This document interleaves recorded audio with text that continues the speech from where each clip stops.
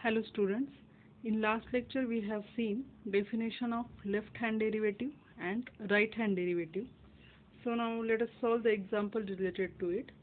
The absolute value function f of x is equal to mod x is not differentiable at 0, at x is equal to 0. We already solved this example. Again let us solve it.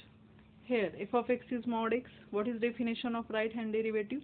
F dash plus 0 is limit h tends to 0 plus f of 0 plus h minus f of 0 upon h. That is limit h tends to 0 plus f of 0 plus h, that is f of h minus f of 0 is 0. Okay, because f of x mod x, f of 0 will be mod 0, that is 0 upon h. That is, what is f of h? F of h is mod h upon h. And for h tends to 0 plus, what will be mod h?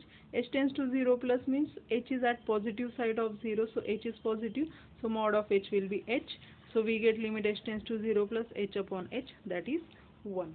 Okay, so this is what right hand derivative. Similarly, definition of left hand derivative, f dash minus of 0, limit h tends to 0 minus f of 0 plus h minus f of 0 upon h.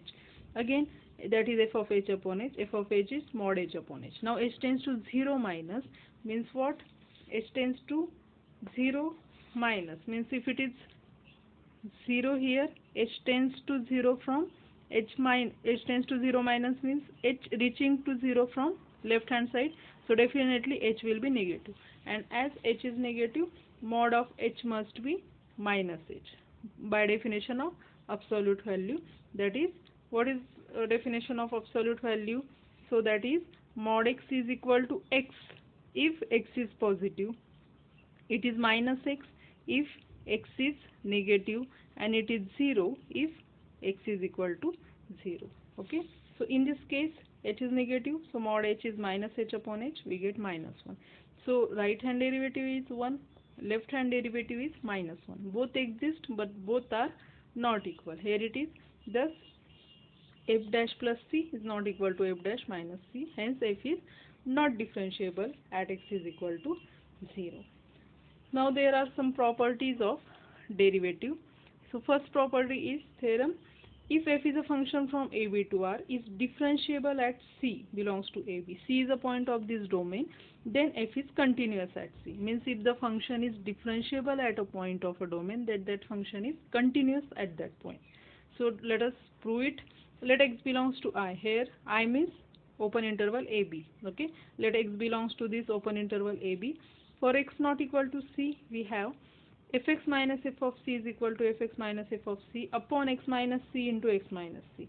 We can write it because x minus c get cancelled, and we get fx minus c is equal to fx minus c. Okay, so this is our adjustment. Next, we can apply limit to all of these, limit to both sides. So after applying limit, here will be limit x tends to c, this value, limit x tends to c, this bracket, into limit x tends to c, x minus c. Now it is given that function is differentiable at point c. Means what? Function is differentiable at point c means this is limit x tends to c, fx minus f of c upon x minus c is f dash of c. Okay, this is f dash of c, and limit x tends to c, x minus c. If we put as x tends to c, this will be c minus c, that is 0. So f dash c into 0, we get 0. Means finally what we get? That is, we get limit of fx minus f of c as x tends to c is equal to 0. But f of c is constant. Okay, so f of c is constant, so we can shift that to right hand side. So we get limit of f of x as x tends to c is equal to f of c. And this is nothing but definition of continuity of a function at point x is equal to c, so that f is continuous at point c. Therefore, what we proved, if the function is differentiable at a point c, then that function is continuous at a point c. But the converse of above theorem is not true. Means what? If the function is continuous, then it is not necessary that the function is differentiable. Example for converse is the absolute. We just proved, in previous lecture we proved that the absolute value function fx is equal to mod x is not differentiable at point 0. Okay, but this function is continuous. The absolute value function fx is equal to mod x is continuous but not differentiable at point x is equal to 0. So this is the example that the converse of the theorem is not true. Next theorem, that is next property, is consider two functions f from I to r, g from I to r, where I is a subset of r. Okay, I is any interval, this domain is any interval which is subset of r. Let C belongs to this domain I. These two functions are differentiable at point C. Then the following properties hold. So first property, if alpha belongs to R, means if alpha is any scalar, and what is given? It is given that f and g both are both are differentiable at point C. Now for any scalar alpha, the function alpha f is also differentiable at point C. Okay, and what will be derivative? Alpha f dash of C is equal to alpha into f dash of C. Second, if f and g both are differentiable, then their addition is also differentiable at C. And what is its value? F plus g dash of C is f dash of C plus g dash of C.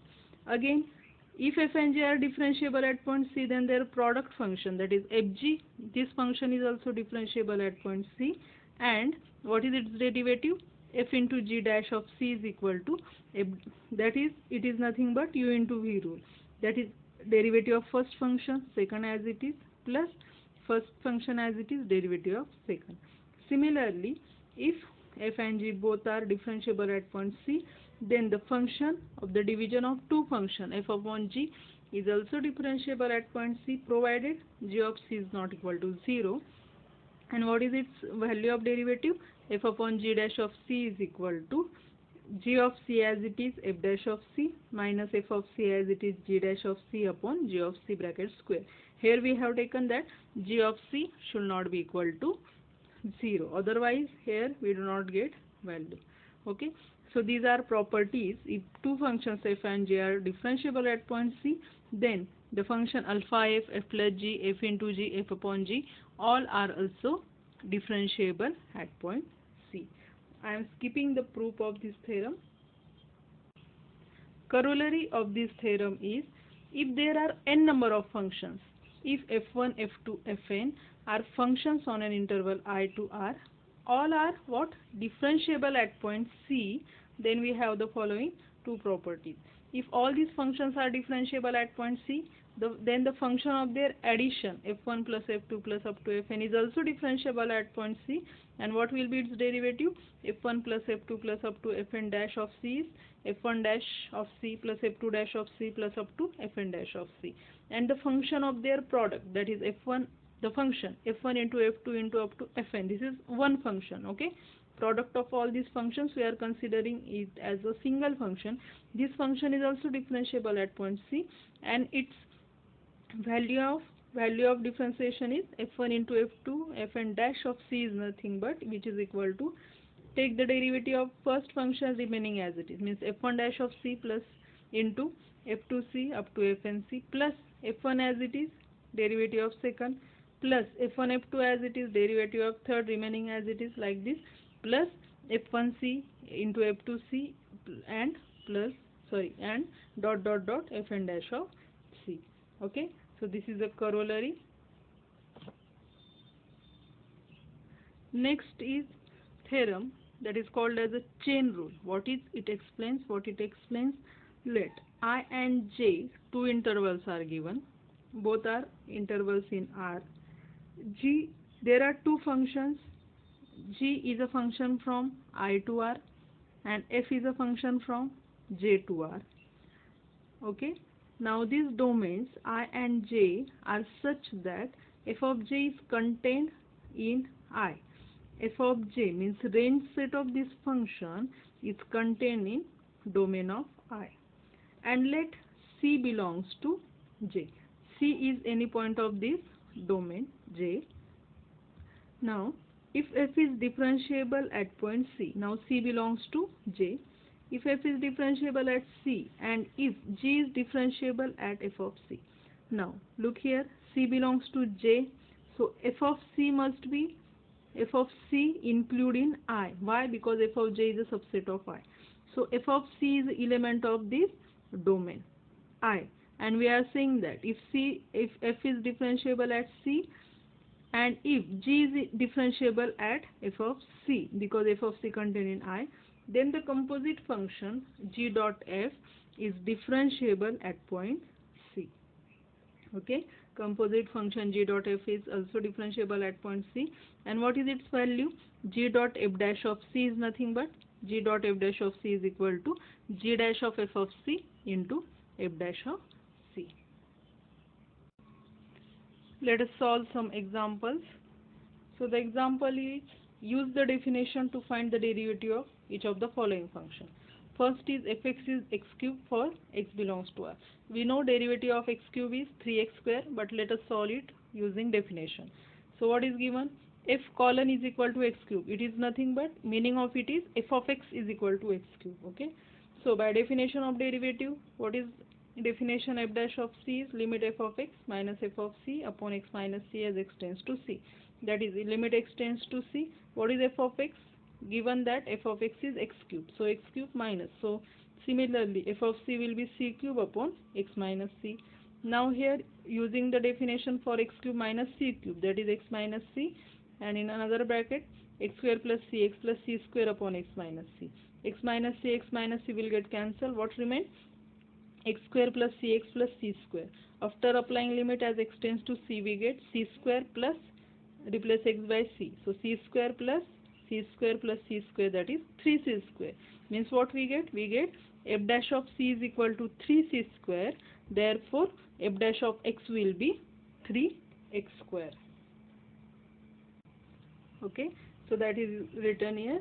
Thus f dash of x is equal to 3x square for all x belongs to R. For second function is g of x is 1 upon x for x belongs to R and x is non-zero. Okay, so for c non-zero, by definition g dash of c is limit x tends to c, gx minus gc upon x minus c. That is limit x tends to c. What is g of x? G of x is 1 upon x minus, therefore g of c will be, replace x by c, that will be 1 upon c upon this x minus c as it is, which is equal to limit x tends to c, 1 upon x minus 1 upon c, that is cross multiplication will be c minus x upon cx upon this x minus c. So you can see here is c minus x, here is x minus c. So let us take minus sign common here. So we get, in space of c minus x, we can write x minus c upon this cx into this x minus c. So 1 upon x minus c. So now x minus c will get cancelled. What remains? Limit x tends to c minus 1 upon cx. After applying limit as x tends to c, we get minus 1 upon c square. Okay. This is what? This is g dash of c is minus 1 upon c square. So g dash of x will be minus 1 upon x square for all x with x not equal to 0. Then third function is h of x is root x for x greater than 0. So for c greater than 0, this is our definition. H of x is root x, so we replace hx by root x. H is root c upon x minus c. Let us do here rationalization. Now here is root x minus root c, so we multiply and divide by root x plus root c. So using formula for a minus b into a plus b, we get a square minus b square. So here we get x minus c upon this root x plus root c into x minus c. Here x minus c will get cancelled. What remains? 1 upon root x plus root c. After applying limit as x tends to c, what we get? 1 upon root c plus root c, that is 1 upon 2 root c. What we get it? It is h dash of c is equal to 1 upon 2 root c. Therefore, h dash of x will be 1 upon 2 root x for all x greater than 0. The next function given is k of x is equal to 1 upon root x for x positive. So for c greater than 0, we again use the definition of derivative, that is k dash of c is limit x tends to c, kx minus kc upon x minus c. So what is kx? So kx is 1 upon root x, so 1 upon root x minus kc will be 1 upon root c upon x minus c. Here this subtraction means cross multiplication, root c minus root x upon square root of cx upon x minus c. So again here root c minus root x upon square root of cx, we do rationalization. So root c minus root x upon root cx into, we multiply and divide by root c plus root x. Okay, this upon x minus c as it is. Next here, root c minus root x into root c plus root x, that will be c minus x. But in place of c minus x, it is written x minus c, means we have taken minus sign common. Okay. Next, multiplication by root cx to square root of c plus root x, that will be square root of c into c square into x plus square root of cx into x, that will be cx square into this x minus c. It is 1 upon x minus c as it is. In next step, x minus c will get cancelled. What remains? Minus 1 upon square root of c square x plus square root of cx square.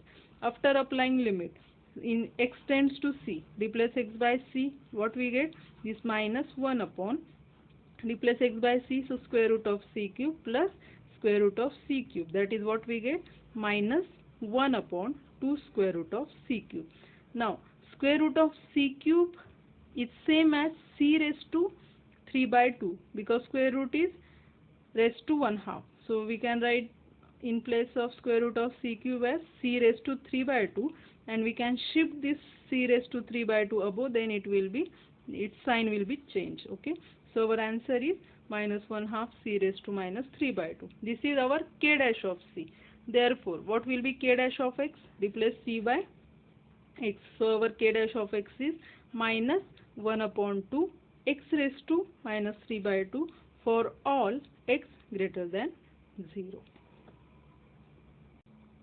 Next example is, show that f of x is equal to x raised to 1 by 3 for x belongs to R is not differentiable at point x is equal to 0.